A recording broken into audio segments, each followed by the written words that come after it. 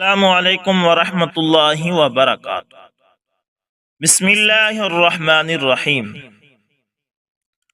دوستو، محمد بن قتیبہ ابو ابراہیم کے حوالے سے بیان کرتے ہیں کہ جب امیر معاویہ رضی اللہ تعالی عنہ عمر رسیدہ یعنی بوڑھے ہو گئے تو انہیں بے خوابی یعنی کم نیند آنے کا مرض لاحق ہو گیا۔ رات کو جب وہ سوتے تو بسا اوقات عیسائیوں کے گرجا گھر سے اٹھنے والی ناقوس کی آواز ان کے کانوں سے ٹکراتی اور ان کی نیند اڑ جاتی۔ ایک دن صبح سویرے جب ان کی خدمت میں لوگ حاضر ہوئے تو حضرت امیر معاویہ رضی اللہ تعالی عنہ نے فرمایا، یا معشر العرب، هل فیکم من یفعل ما آمره به وأعطیه 3 دیات اعجلها له ودیتین اذا رجع۔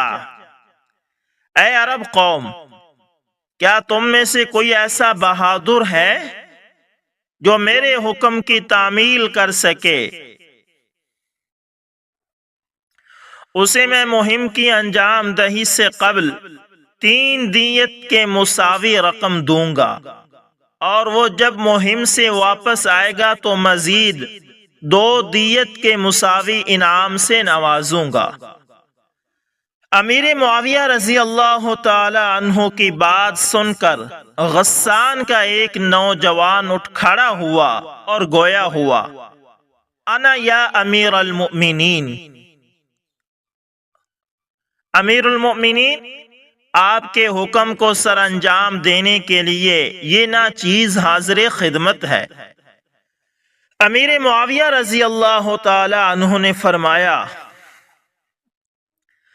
تذهب بکتابی الی ملک الروم فاذا صرت علی بساطہ اذنت۔ تم میرا خط لے کر شاہ روم کے پاس جاؤ گے، جب اس کے دربار میں پہنچ جاؤ تو بلند آواز سے اذان دو گے۔ غسانی نوجوان نے عرض کیا، پھر کیا حکم ہے؟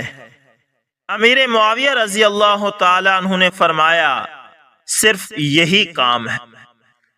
غسانی نوجوان گویا ہوا، لقد کلفت صغیرا واعطیت کبیرا۔ آپ نے کام تو معمولی بتایا مگر معاوضہ بہت زیادہ دیا۔ اس کے بعد نوجوان روم کو روانہ ہو گیا۔ شہر روم کا دربار لگا ہوا ہے، چاروں طرف سے وزراء اور درباریوں کا گروہ اسے گھیرے ہوئے ہے۔ بادشاہ ان کے درمیان جلوہ افروز ہے۔ فوجیوں کا دستہ چاق و چوبند مخصوص وردی میں حفاظتی فرائض انجام دے رہا ہے۔ قالین بچھا ہوا ہے، ہیرے جواہرات کی رنگینیاں شاہ روم کے دربار کی خوبصورتی میں 4 چاند لگائے ہوئے ہیں، اور کسی اہم موضوع پر دلچسپ بحث چل رہی ہے۔ اسی دوران میں امیر معاویہ رضی اللہ تعالی عنہ کا نمائندہ غسانی نوجوان بلا جھجک شاہ روم کے دربار میں داخل ہوتا ہے اور محافظین کے دستے کی صفوں کو چیرتا ہوا آگے کو بڑھتا ہے، اور اچانک وہاں موجود لوگوں کے کانوں سے اذان کا یہ کلمہ ٹکراتا ہے، اللہ اکبر، اللہ اکبر، اللہ اکبر، اللہ اکبر، اشہد ان لا الہ الا اللہ، اشہد ان لا الہ الا اللہ۔ اور امیر معاویہ رضی اللہ تعالی عنہ کا ایلچی نوجوان پوری اذان سنا کر درباریوں کو متحیر و حیران و پریشان کر دیتا ہے۔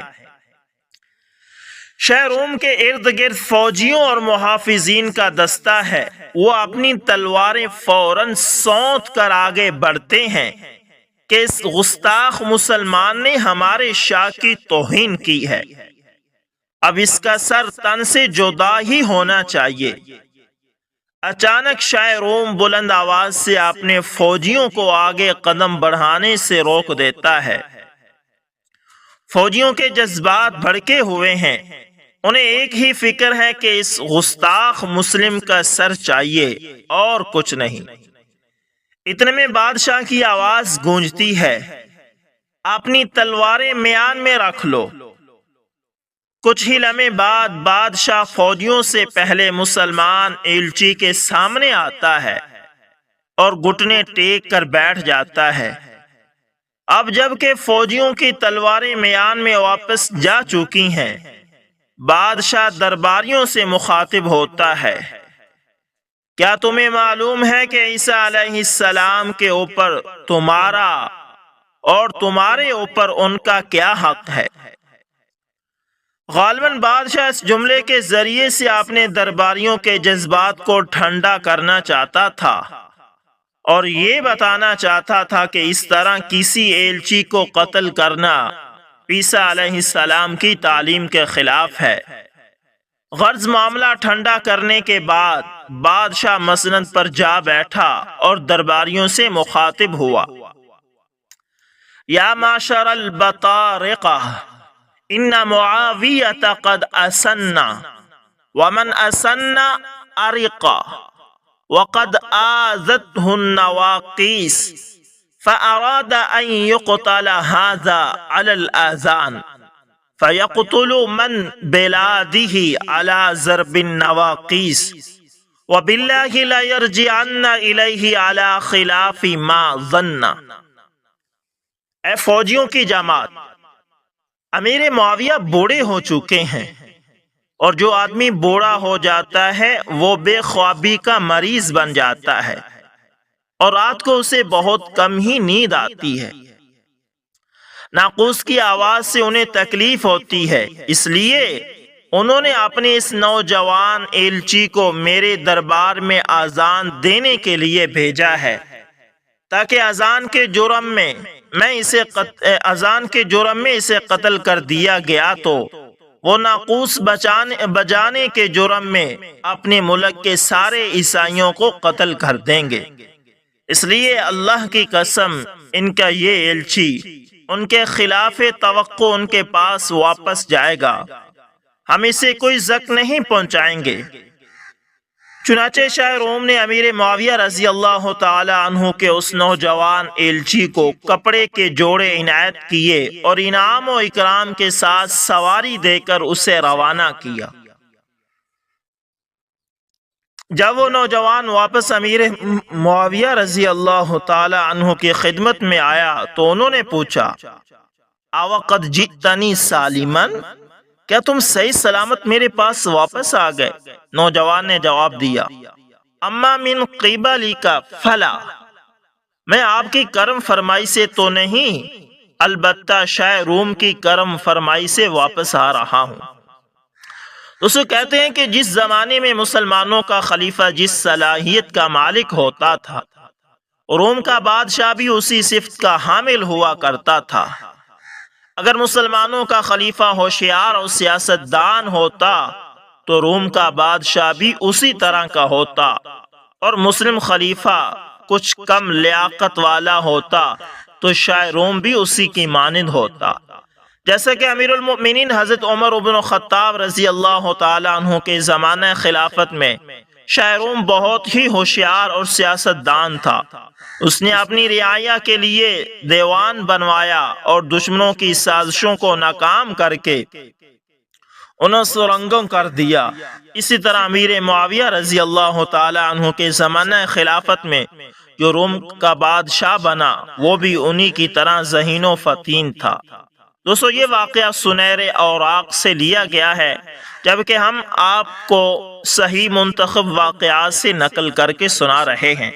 امید کرتا ہوں ویڈیو اچھی لگی ہوگی۔ دوستو، پسند آئے تو لائک، شیئر، کومنٹ لازمی کریں، اور اگر آپ ہمارے channel AS information T V پر نئے ہیں تو اس کو بھی لازمی سبسکرائب کریں اور ساتھ میں بیل کے نشان کو دبانا نہ بھولیے گا، تاکہ دوستو ہر نئی ویڈیو کا نوٹیفیکیشن سب سے پہلے آپ تک پہنچتا رہے۔ ملتے ہیں دوستو کسی نیکسٹ اچھی سی ویڈیو کے اندر، تب تک کے لیے دوستو اللہ حافظ۔